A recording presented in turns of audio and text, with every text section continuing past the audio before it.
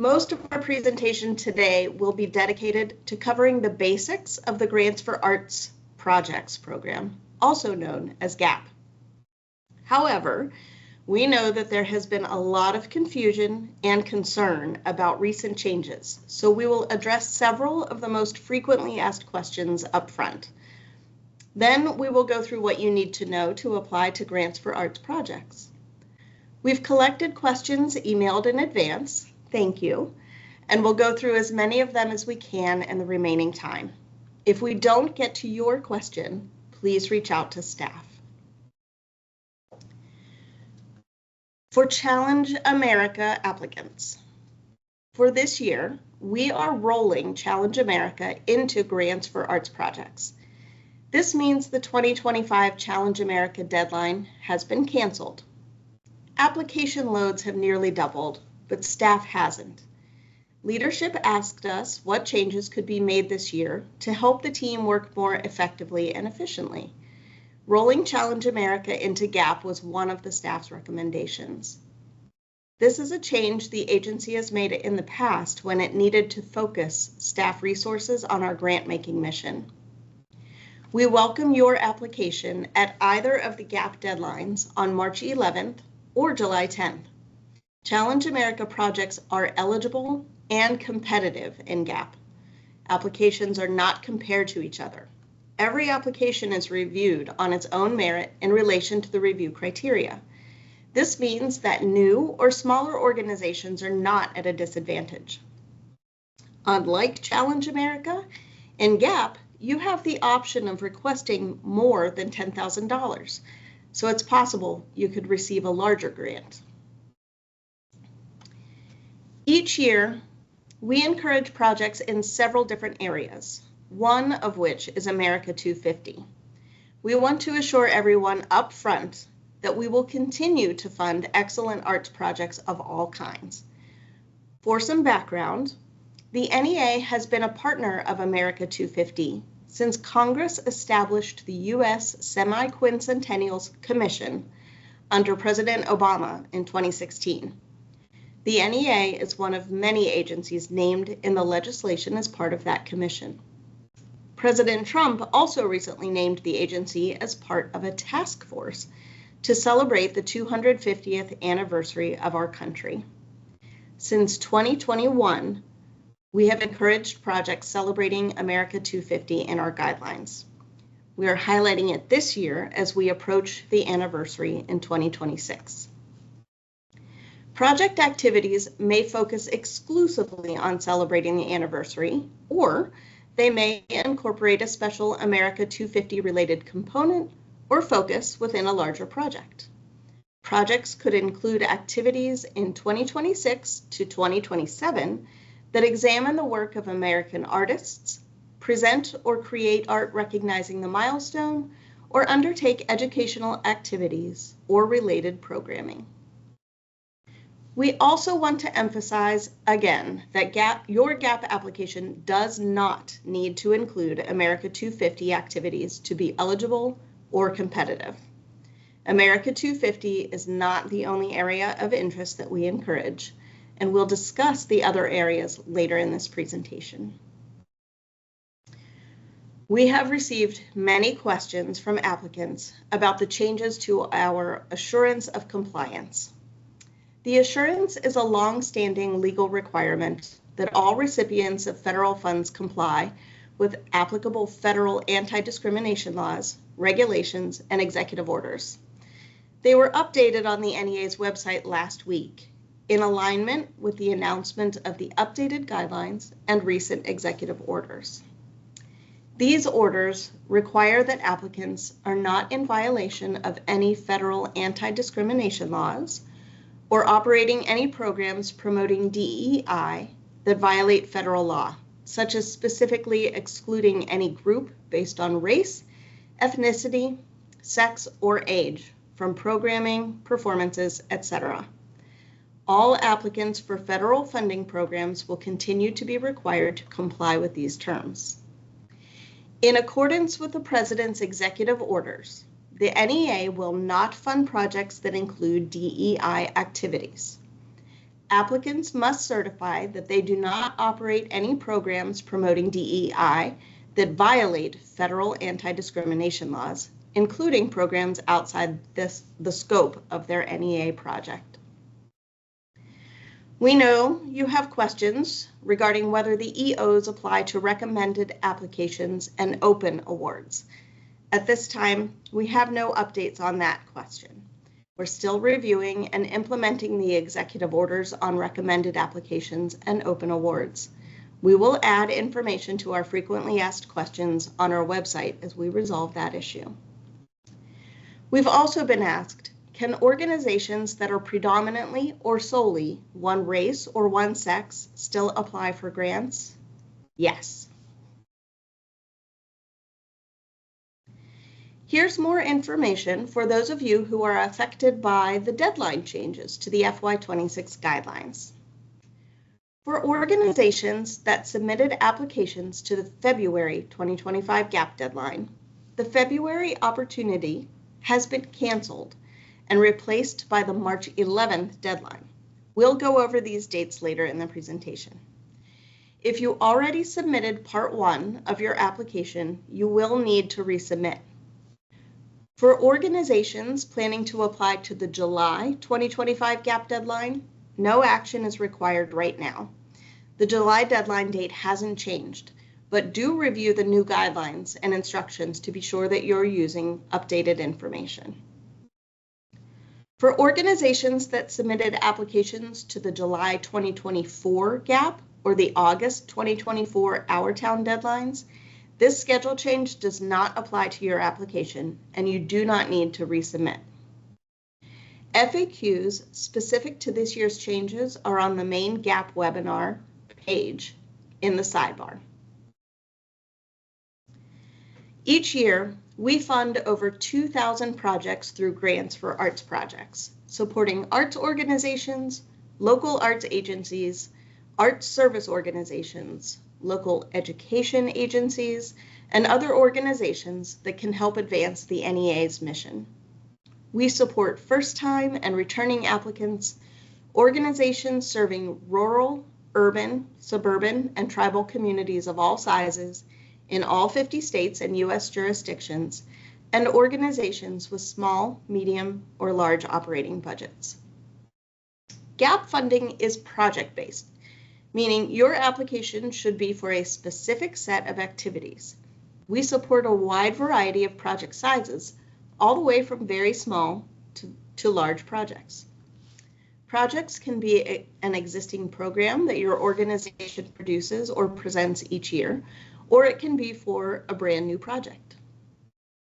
Some examples of activities or costs that we do not fund include general operating or seasonal support. As we mentioned before, applications should be for a specific set of activities. Individual elementary or secondary schools, although we do support school districts. The creation of new organizations. Facility construction, purchase or renovation. Social activities such as receptions, and subgranting or regranting, with the exception of eligible local arts agencies. This is only a partial list. A full list can be found in the GAP Grant Program Details document. In addition to America 250 related programming, we also encourage applicants to submit projects that originate from or are in collaboration with historically Black colleges and universities, tribal colleges and universities, American Indian and Alaska Native tribes, Hispanic serving institutions, Asian American and Pacific Islander communities, and organizations that support the independence of people with disabilities. We welcome projects that support the health and well-being of people and communities through the arts, and projects that support existing and new technology-centered creative practices across all artistic arts, art forms, and disciplines. This includes work that explores or reflects on the impacts of artificial intelligence, AI, in ways that are consistent with valuing human artistry and improving the public's awareness and understanding of the use of AI. Now I'm going to turn it over to my colleague, Brenna Berger. Thanks, Michelle. Applications are accepted under 15 different subcategories called disciplines. Each discipline has identified several types of projects they encourage and accept in addition to the areas of focus we just mentioned. You can find a list of the project types in the discipline's application instructions. We will show you how to find those instructions later in the presentation. You should select the discipline that best suits the content of your project, which may differ from your organization type. If you're unsure which discipline best suits your project, our staff is more than happy to assist you, so please reach out to us. We will provide our contact information at the end of the presentation. Now we'll go over eligibility. GAP does not accept applications from individuals, fiscal sponsors, or commercial or for-profit enterprises. To be eligible to apply, an organization must be based in the United States and be a 501c3 nonprofit, a unit of state or local government, or a federally recognized tribe or tribal community at the time you submit the application. Organizations must have completed 5 years of arts programming prior to the application deadline. This is a change from our previous guidelines, which only required 3 years of arts programming. For applicants at the March GAP deadline, this means your organization must have started arts programming in or prior to March 2020. For applicants to the July GAP deadline, your organization must have started arts programming in or prior to July 2020. If programming was suspended due to the pandemic, you may include arts activities that occurred in 2018 or 2019 to meet the 5-year requirement. Virtual programming is also acceptable, and the panelists use your previous arts programming information to better understand your organization's work. Please note that nonprofit applicants need not have been a 501c3 for all of that 5-year period, but you must have 501c3 status at the time you submit an application. NEA grants must adhere to federal regulations. In the GAP grant program details, there is a link to the legal requirements and assurance of compliance information, which we've already covered. Please review this section before applying, as it includes key information about the legal requirements that may apply to an applicant or an award recipient, as well as the assurance of compliance itself, which includes statutes, regulations, and executive orders that the applicant certifies compliance with at the time of application. We want to highlight 2 specific areas applicants should be aware of while preparing an application. First, all projects must be programmatically and physically accessible to individuals with disabilities in accordance with federal law, including the Americans with Disabilities Act and Section 504 of the Rehabilitation Act. Second, projects that may impact a historic property and/or take place outdoors may be subject to additional review to ensure compliance with the National Historic Preservation Act and the National Environmental Policy Act. For full information, please refer to the Post-Award Requirements and Administration section of the GAP grant program details. Applicants may request an award amount between $10,000 and $100,000, except for local arts agencies, which may request between $30,000 and $150,000 for subgranting projects. All applicants must demonstrate a minimum 1-to-1 cost share. That means for a $10,000 NEA funding request, you must show at least $10,000 in cost share funds, and your total project costs must be at least $20,000.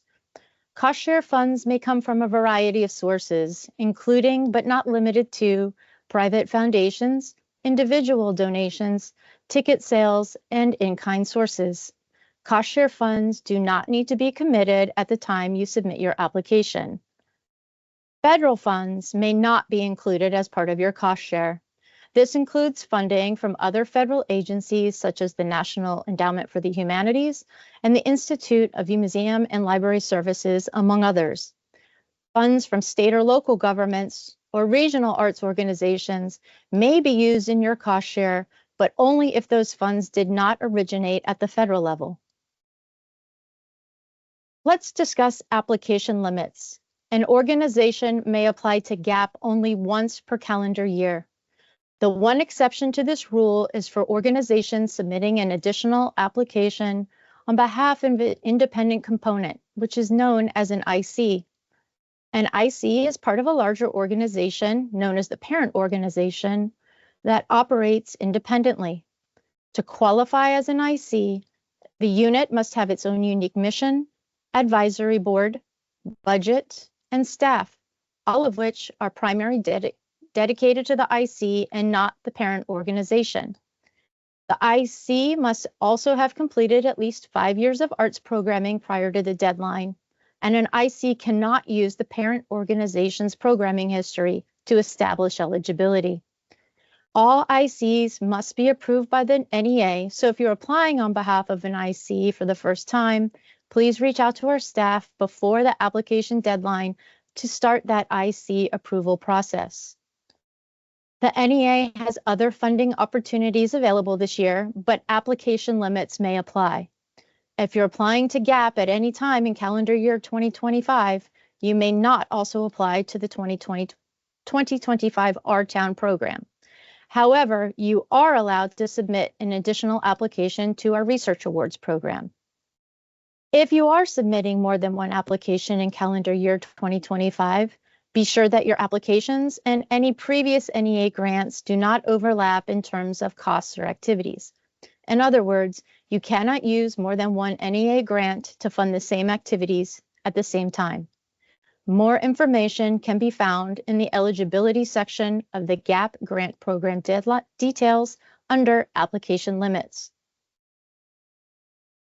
All applications are reviewed based on 2 review criteria: artistic excellence and artistic merit. Keep these review criteria in mind while preparing your application. Definitions of these criteria are found in the GAP guidelines. Here is a brief overview of how we review applications and fund your projects. First, staff checks the submitted applications for completeness and eligibility. Next, applications are reviewed by peer review panels comprised of artists and arts administrators from across the country. Each panel also includes at least one layperson. This is someone who is knowledgeable in the arts, but who is not engaged in the arts as a profession. The panelists score and comment on applications based on the review criteria mentioned earlier.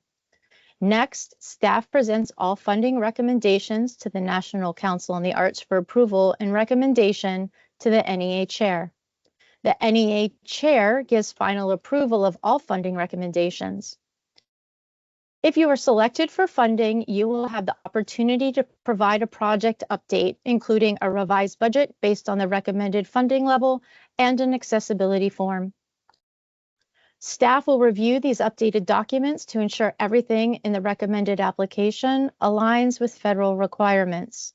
This process can take several weeks, and once this review is complete, the formal award documents are issued. This is when your recommended application finally becomes a grant. Please note that grant payments are not automatically paid out. After you receive an award notification, you can begin to submit payment requests through REACH, our grants management system. And finally, grantees are required to submit final performance and financial reports, which are due 120 days after the end of the grant period. Now I'll hand it off to my colleague, Daniel. Thank you, Brenna. Applications are accepted twice a year. GAP 1 is in March and GAP 2 is in July. Disciplines receive applications at both deadlines, with the exception of artist communities and design, which have only a March deadline. Organizations can only submit once per calendar year. Applying is a 2-part process. Part 1 is submitted through grants.gov. Part 2 is submitted through the NEA's applicant portal, which is separate from grants.gov. Applicants will have a little over a week to finish Part 2, So for the March deadline coming up, those dates in the applicant portal are March 14th through the 24th.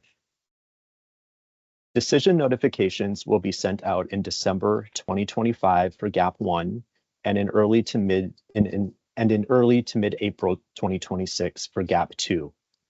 The earliest project start date for the March GAP 1 cycle is January 1st, 2026 and June 1st, 2026 for GAP 2. Guidelines are located on our website, arts.gov. From our homepage, click on Grants and then select Grants for Arts Projects. This will take you to the introductory page where you'll see an overview of the program with full information found under the Grant Program Details and Instructions heading. Information is divided into two sections, the GAP Grant Program Details and the Application Instructions. The GAP Grant Program Details PDF includes a description of the program, eligibility information, award information, unallowable activities and costs, application review details, FAQs, and post-award administrative requirements. This information is relevant to all artistic disciplines across the category. Each discipline has its own set of instructions, including a description of the discipline, project types, and characteristics of competitive proposals. The application deadline information is also highlighted and repeated there. This information can help you determine if your project is a good fit within a particular discipline. After the discipline description, you'll find full application instructions, including all of the questions and requirements for both parts 1 and 2. Some requirements vary by discipline, so please make sure that you use the right set of instructions. Each PDF includes the discipline name on every page. To apply, your organization must first register or renew registrations with login.gov, the System for Award Management, also known as SAM, and grants.gov. Registering and maintaining these accounts is always free. Registrations can take several weeks to finalize, so please begin this process early. Registrations must be active to submit your application. If you've applied to the NEA in the past, you probably already have these registrations in place. Please just be sure to double check to make sure that they're active and up to date before you apply. Login.gov, SAM, and grants.gov are operated by other federal agencies. If you need assistance, you can reach out to them directly for access to your accounts.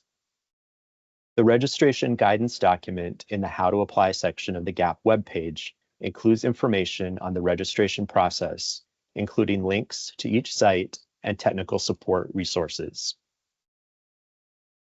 Once your registrations are all set, you can start the application process. Go to How to Apply on the GAP webpage and scroll to submit your application. Part 1 is submitted through grants.gov workspace.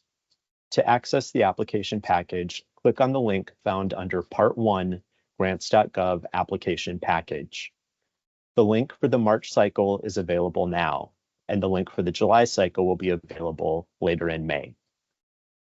This link will take you to grants.gov to fill out and submit the application for federal domestic assistance form, which asks for very basic information, such as your organization's name, contact information, and address.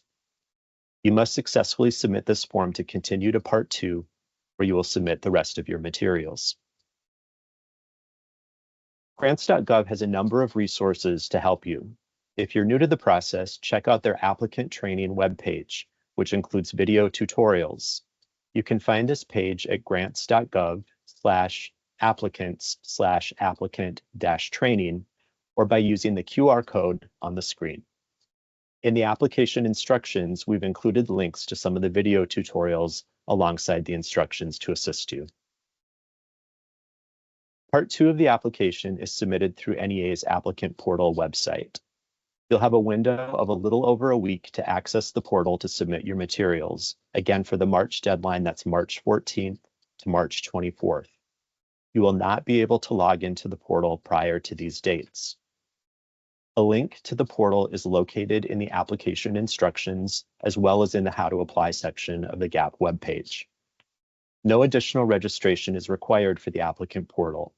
Your username and password will automatically be generated after you submit Part 1. Directions to locate your username and password are in the instructions document under Access the Applicant portal. Login credentials are specific to each application, so please make sure that you're using the credentials for the current application that you're applying for. Through the applicant portal, you'll use a web form to submit the rest of your materials, including background information about your organization, your project narrative and budget, and work samples or supplementary materials. The application instructions document includes a complete breakdown of all the questions and requirements you'll need when you apply. The portal is organized through a series of tabs, some of which have subtabs. Navigate through each tab and subtab to complete the application. For narrative sections, there's a character limit listed at the bottom. The application instructions document outlines each tab and subtab. Each question is listed with information about the character count and what information you should include in your response. Since you won't be able to access the portal until the application window, again, March 14th through the 24th, we strongly recommend that you draft your application materials well in advance before logging into the portal. All of the requirements, all the questions are available now. If you need more help, there's a video tutorial on the applicant resources page.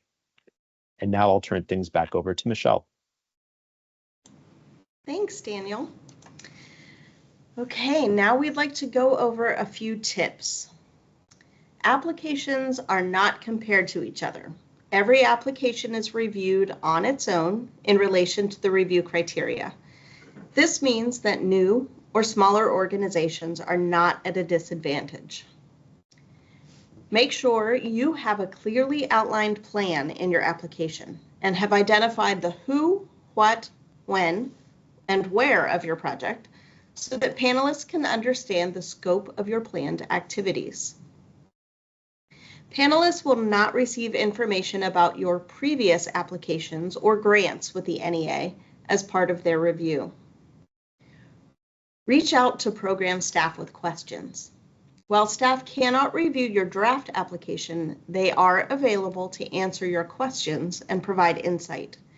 We recommend that you contact staff well in advance of the application deadline so that you have enough time to make adjustments if needed. We also encourage you to volunteer to be a panelist. It is a great way to learn about the process. There is a link to sign up on the main grants page on our website, and if you know any friends or colleagues who would be good panelists, encourage them to sign up as well. Start early. Each part of the application process can be time-consuming, so please give yourself enough time to complete each step. For more tips, a list of frequently asked questions can be found at the end of the GAP Grant Program Details document. It includes general questions about the grant program.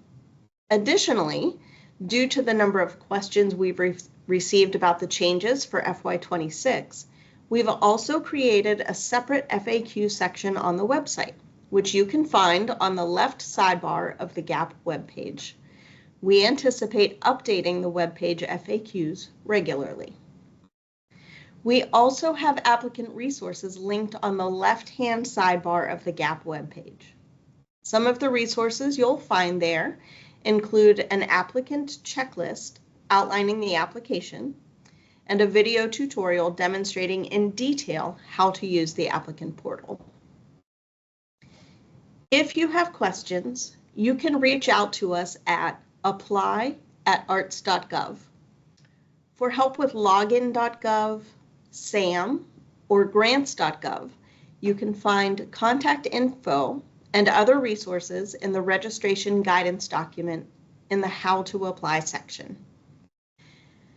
An archive of this presentation and a PDF slide deck will be available on the applicant resource page within the next week. All right, now we'll move into the Q&A section of this webinar. We've collected questions emailed in advance, and we'll go through as many of them as we can get to in the remaining time. If we don't get to your question, please reach out to us. Okay, I'm going to turn it back to Daniel. Thanks, Michelle. So we're going to jump right into the questions, and I'm going to take the first one. Do you fund projects that have a disability focus? The answer is yes. In fact, we do encourage projects that promote the lifelong independence of people with disabilities. You'll also see, if you go through the discipline pages that we described earlier in the project, each discipline lists types of projects that are of particular interest, and you'll see that many of those include projects that are disability related. Our second question is for Michelle. And Michelle, can I apply and get a grant if my project isn't about America 250? Yes, you can apply for and receive funding for your regular programming. An America 250 focus isn't required to receive a grant in FY26. We will certainly continue to fund projects that don't include that America 250 focus. Great, thank you. Brenna, the next question is for you. It's a budget question. This is a frequently asked item. What is a cost share? Sure, Daniel. The cost share refers to the portion of your overall project that is not paid for with NEA funds. So this may include your own funds, donations, non-federal grants, or other revenue. The term cost share also includes matching, which you may have heard, which refers to required levels of cost share that you must provide to the project. All NEA awards require a 1-to-1 cost share, so that means for every dollar of NEA funding you receive, you must provide $1 of funding. Great, thank you. This next question is from a previous Challenge America grantee from last year. What does it mean to apply to GAP, and will small organizations be competitive in GAP? And the answer is absolutely. Small organizations are welcomed and very competitive in the GAP category. As Michelle mentioned, GAP supports projects of all sizes, organizations of all sizes, and in communities that are across the country. There are several advantages with the GAP program. You've got 2 deadlines to choose from. You can also request more than $10,000 if that's of interest to your organization, and the application process is very similar. Those are a couple of highlights with the GAP program. And again, I just wanted to emphasize that all of the projects that are eligible in Challenge America also are eligible and competitive in the GAP category. Brenna, we've got another budget question. What are in-kind contributions? Sure. In-kind contributions are donations by third parties. So not your own organization, but other organizations. And these contributions may be goods, services, or property that you use to meet your required cost share.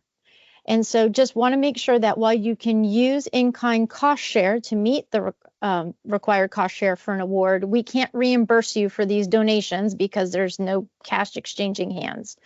So for instance, if you are receiving donated theater space to put on your project, you would include that venue donation under your direct costs, and you'd also show that reflected as part of your in-kind cost share. Great, thank you. Michelle, there are several America 250 related questions. I'm going to ask you 2. The first one, can you give some examples of an America 250 related project? Sure. America 250 projects will celebrate the nation's artistic heritage and creativity. We're interested, as we said, in funding a wide range of projects in America 250 in all artistic disciplines and in communities of all sizes across the country. So projects might examine the work of American artists, present or create art recognizing the milestone, or include educational activities, etc. Great. Second part of that question is, if someone does choose to apply for an America 250 type of project, do all of those activities have to take place in 2026? Ooh, that's a great question. The answer is no. we recognize that project schedules can vary based on your organization's needs. And so with that in mind, America 250 related activities can take place anytime during your awards period of performance in 2026 to 2027. Great, thank you. We have a question. Several folks asked, how do I become a panelist to review applications? And thank you for that question to folks who've asked. If you go on our website into the grant section, there's a volunteer to be a panelist link. And located there, there's a short video that describes what all is involved in panel service, and then a form that you can fill out to put your name in to volunteer. We rely on about 800 reviewers each year to look at NEA applications. Applications are reviewed by peer panels, folks from across the country who look at applications in relation to the review criteria. And we absolutely welcome folks to volunteer and become involved in that process. Brenna, lots of budget questions. Let's see. Does the source of a cost share have to be confirmed at the time of application, knowing that I'm applying almost a year before my project takes place? Yep, we get this question quite often.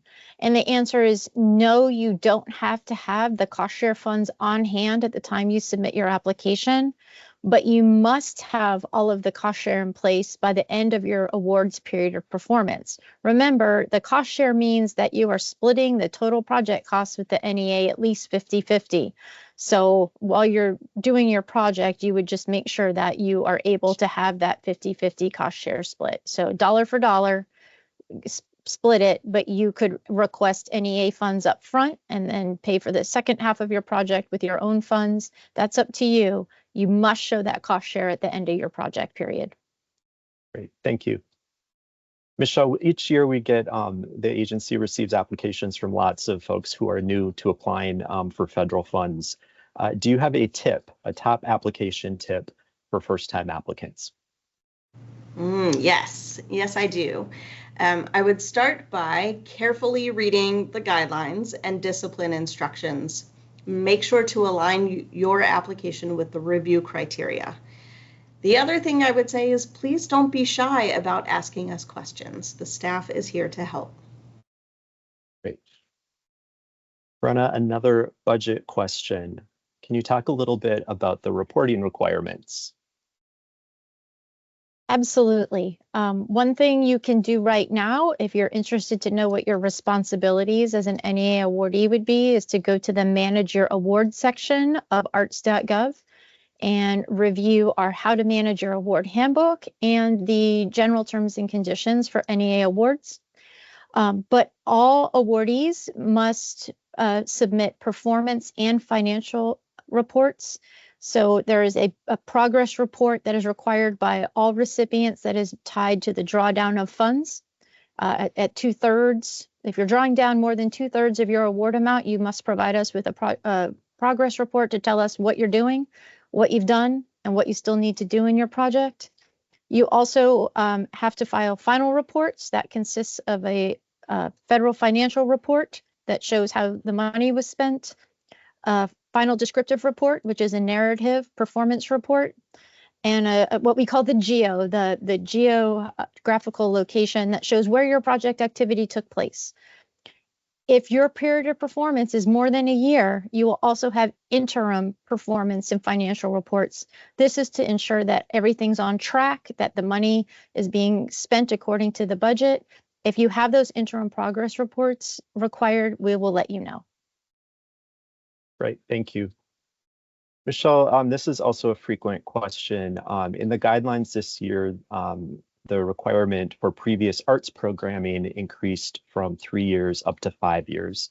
Can you give a little bit of information to folks about how that programming history is used by the agency? Sure. All right, so the programming history is used by our panelists, so they get a sense of the programming and scope of work of your organization. It helps panelists better understand your organization and the type of work that you do. We are, as we said, looking for 5 years of history now, so make sure you take note of that as you're choosing your history. Great, thank you. Bruno, lots of budget questions. Can you talk a little bit about fiscal sponsorship? Does the NEA accept applications from fiscal sponsors? And the answer is no, we do not accept applications from fiscal sponsors. If you are a nonprofit that does not have 501c3 status at the time of one of the GAP deadlines, you're not eligible to apply, and you cannot use a fiscal sponsor to try to apply for you. Ineligible applicants just can't do that. So if you're thinking about getting your 501c3, you could start that process now. You would need to have that in place by the time of the application. But if you're not a 501c3, you may consider partnering with a 501c3 on project activities. Great, thank you. Michelle, this next question is for you. We applied for an FY25 GAP grant last July. So in July 2025, or excuse me, July 2024 is when that application was submitted. Do we have to resubmit that application this February or this March? The answer to that question is no. If you applied to the FY25 GAP program last year, you do not need to apply again. The new deadlines only apply to new applications for fiscal 26 funding. So applications submitted to GAP 2 or R-Town in 2024, they are still under review, but do not need new applications. Great, thank you. And I'm going to ask another question of you, Michelle. Sure. Folks wondering that the work samples are an important part of any application to the Arts Endowment. So questions about what is the NEA or panelists, what are they looking for in those work samples? This is a great question. Work samples are really a critical part of the application, and panelists consider them very carefully during the review process. Your work samples should help to demonstrate the artistic excellence and the artistic merit of your project, the proposed partners, and your organization. A tip for you regarding work samples is that each discipline includes specific guidance about work samples in the application instruction documents. So check out those instructions, be selective in what you choose to submit, and make sure that they are substantive, relevant, and reflective of your project. Great. We've got a couple of questions about applying to GAP and also other categories in the agency. One question, can we apply for a GAP grant this year and also for an R-Town grant later this summer? The answer is no, you'll have to choose. Your organization can submit one application either to GAP or to R-Town. Likewise, a question, can we apply for a GAP grant and a research awards grant? The research awards program has a deadline in March, and the answer to that is yes. If you want to apply for GAP, you may also apply for a research awards grant this year. Brenna, another budget question. Can we use our state arts agency grant as a cost share for an NEA award? Oh, this is a tough one. And the answer is it depends. If the grant from your state arts agency does not include federal funds or funds that state arts agency is using for cost share for a federal award, you could use it as cost share for your own NEA grant. But if the state arts agency grant does include federal funds or the funds that they're using as cost share for a federal award, you cannot use it for your own NEA award. So the best thing to do is, if you're thinking about using a state arts agency grant as cost share, is to give them a call or to check your award documents from the state arts agency. They will be able to tell you if your award includes those federal funds or is being used as cost share for a federal award. So check with your state arts agency. Michelle, there are a couple of questions from applicants who are wondering which discipline to apply to. So I'll ask this first question. Which discipline do we apply to? We're a music organization, but our project is multidisciplinary. Right. We say to choose the discipline that best suits the content of your project, and that might be different from your organization type. As we mentioned earlier, we have 15 disciplines. Each of those have types of projects that are encouraged and accepted. If you're unsure which discipline is the best fit for your project, our staff is more than happy to discuss those options with you, so please do reach out. Great. And the second question about choosing the right discipline is related to arts education. So can you talk a little bit about how an organization chooses, do they apply directly to one of the disciplines with an arts ed program, or do they come to your program, officially arts education? Kind of how do people choose? That's a great question and one that I love. The NEA does fund arts education across all disciplines. However, if you are a project that is primarily for K to 12 education and is focused on long-term and standards-based education, that's what you bring to arts education. Our projects are typically longer-term projects that are focused in 3 different areas. One is direct learning, which supports arts education for students. The other is professional development, which is training for teachers, administrators, and artists who support those students. And the third area is collective impact, which are programs that support systems change in support of communities engaging in arts education for all their students. So we encourage you to take a look specifically at arts education instructions to see if it's the right fit for you. Reach out to our team, and if you have any questions, we'll be happy to help you find the right fit.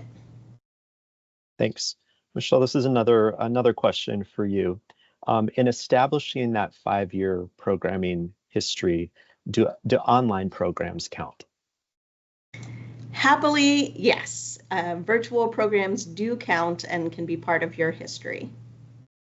And related to that, if an organization may have taken a break during the pandemic, how does that factor into this, and how do they represent that in their application? Right. So if your organization had to pause in programming, we invite you to include programming that can go back as far as 2018. We ask that you do not submit history prior to 2018, but you do have that extra bit of time to showcase your 5-year history. Great. We have a question from an applicant who understands that the applicant portal window, when those dates are, but wondering if they can see the application questions now so that they're not responding to those questions for the first time during that window. The answer to that is yes. If you go back into the GAP guidelines, into the how to apply section, each artistic discipline has an instructions PDF. That PDF will walk you step by step through each part of the process, the grants.gov process, and also each of the questions that you'll fill out in the applicant portal when it does open to you. That'll also list character counts, work sample requirements, and any other required materials. So again, we strongly encourage you to read through that, prepare those materials ahead of time so that you're ready to enter those into the web form once the portal opens up. Brenna, another question for you. Can you talk a little bit about what a 2-year period of performance means? Sure. So let's start with what is a period of performance, and that is the time between the start and end dates of a federal award. It is the time during which you perform and complete all the work that you say you're going to do. So if you apply and you request a period of performance between January 1st, 2026 and December 31st, 2027, there's the 2 years, and your project should take you 2 years to complete. Do not ask for a 2-year period of performance if you're going to repeat a cycle, and if you think you're just trying to add a little buffer in, be realistic about how long it will take you to plan, execute, and close out your project activities. For most NEA awards are 1-year awards. 2-year awards are for those longer term projects that may have a longer planning period or longer implementation period. But bottom line, if you need 2 years, it should be because it takes you 2 years to get the project completed. Great, thank you. Michelle, this next question is for you. Are applications from small organizations or those in rural areas competitive? Yes, absolutely. Each year, as we've said, we fund organizations of all sizes, including small organizations with projects in communities across the country, including rural areas. So please do submit to the GAP program. Great. And a little bit of a follow-up to that question. Can you talk about, or do you have any tips for applicants on what makes an application more competitive? Yes. So first of all, and we've said this already, but I'll reiterate, competitive proposals really do address the review criteria of artistic excellence and artistic merit. And you can find details about that criteria in the GAP Grant Program Details document. In addition, each of our disciplines list characteristics of competitive proposals in the application instructions. We lay it out for you in each of those documents. Take note of those lists as you create your application narrative and choose your work samples, and that will help you to be the most competitive. Thank you. I'll take this next question. We've never applied to the NEA before. How do we get started? This is a great question, and first of all, welcome to the process. We are thrilled that you're interested in submitting an application. So every year we get lots of applications from first-time applicants. A couple of tips I would say, once this webinar is archived, I would go back and watch it. I would also read the application guidelines very carefully. I would also start the registrations, particularly with SAM, the System for Award Management, and grants.gov. I would start those early so that they're in place well before the deadline. And finally, if you have any questions at all along the way, please, please, please contact staff. We're here to help you and walk you through the process. You see the contact information on the website there. Also, please refer to the FAQs. There are FAQs generally about the GAP program at the end of the guidelines, but also in the applicant resource page. There are FAQs particularly related to a lot of the changes that we talked about at the top of this presentation. We're doing our best to keep those updated and to add to those as more information comes available to us. So please, again, take a look at those and reach out to us, of course, if you have any questions. Michelle, I think we've got time for 1 or 2 more questions. Our project will take place in 2026, a year from now. Some of our partners are not yet confirmed. Is that okay? That's a great question. And the answer is yes. You can list proposed partners in your application. We understand that our application deadlines are often well in advance of your project. So that's an okay thing to do. Please be sure to use the space in the application, though, to describe why you've chosen the individual or partner, their professional experience or knowledge relative to your project, and their role in your project. And that will give us all the information we need. Great. Brenna, one more budget question. As folks are filling out the budget form, there are lots of information in the instructions. There's a form for folks to fill out.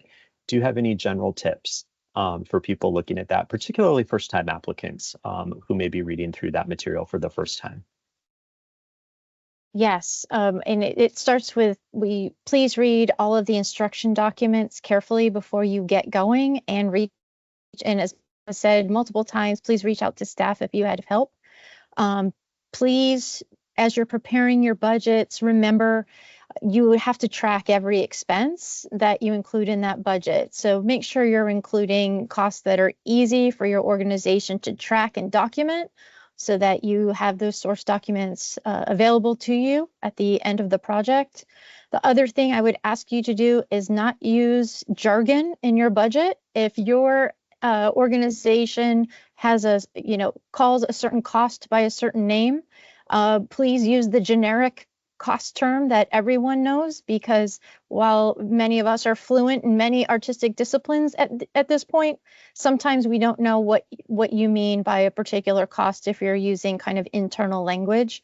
So the other thing I would tell you to do is please, please, please look at that we do not fund part of the guidelines, because there are some costs that cannot be supported in a federal award. Most of the time it has to do with a party or a reception. We're not funding social activities, we're funding arts activities. So please look at that. And also, again, I'm going to hype the Manager Award page on arts.gov for the How to Manage Your Award Handbook and the general terms and conditions for awards, as those documents also include a lot of information about federal cost principles and the requirements of an awardee in terms of tracking and documenting your costs. Great. And Michelle, the last question is going to be for you. Do you have any tips, just generally speaking, for applicants as they're beginning this process, particularly first-time folks who are new to the NEA? Absolutely.